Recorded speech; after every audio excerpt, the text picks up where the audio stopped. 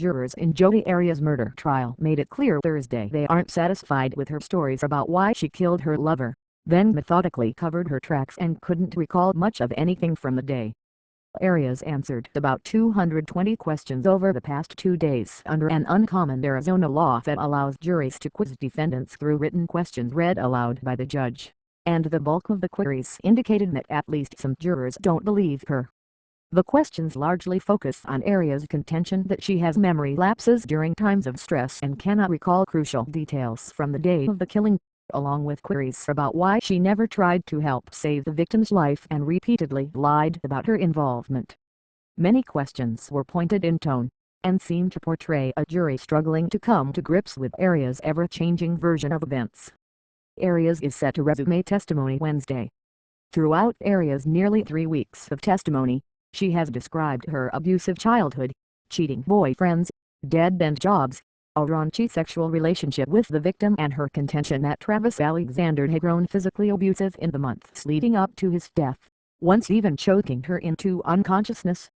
Alexander's two sisters have sat in the gallery's front row each day, often shaking their heads in disbelief, rolling their eyes and crying softly, a box of tissues in front of them on a rail.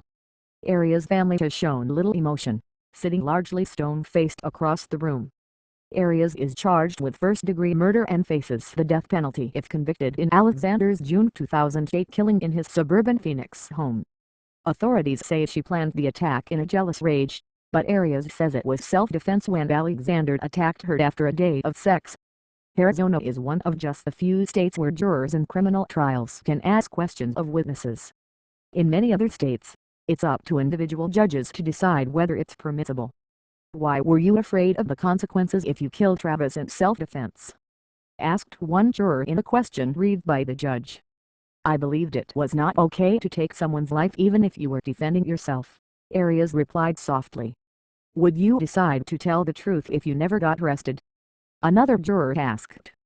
Arias paused briefly, thinking. "I honestly don't know the answer to that question," she said. Experts say the sheer number of juror questions and their context don't bode well for the defense. Phoenix criminal defense attorney Julio LaBoy is convinced the jury isn't sold. "I think the message here is, I think you're lying and I want to have you answer my questions directly," LaBoy said. "They're asking very specific questions, like when do you lie and when do you tell the truth," he added. Obviously, at least one juror doesn't believe the word she is saying. None of her allegations of Alexander's violence and her claims that he had sexual desires for young boys have been corroborated by witnesses or evidence during the trial, and she has acknowledged lying repeatedly but insists she is telling the truth now. At the conclusion of juror questions Thursday afternoon, Arias' defense attorney began to query her then over her responses. Both sides have the opportunity to question her but only on specific points raised by jurors. "Why should anybody believe you now?" defense attorney Kirk Nurmi asked Arias. "I understand that there will always be questions, but all I can do at this point is say what happened to the best of my recollection. If I'm convicted then that's because of my own," she said, before prosecutor Juan Martinez objected and cut her off. Martinez then began his own grilling, which will continue Wednesday. LaBoy said Arias has been on the witness stand long enough. "Let Jodi's voice just end," he said. "Jurors may not be happy if they don't have the last word." Alexander suffered nearly 30 knife wounds, had been shot in the head and had his throat slit before Arias dragged his body into his shower, where it was found by friends about 5 days later. Arias has acknowledged that she then dumped the gun in the desert, got rid of her bloody clothes, and left the victim voicemail on his mobile phone within hours of killing him in an attempt to avoid suspicion. She says she was too scared and ashamed to tell the truth. She initially told authorities she had nothing to do with the killing, then blamed it on masked intruders.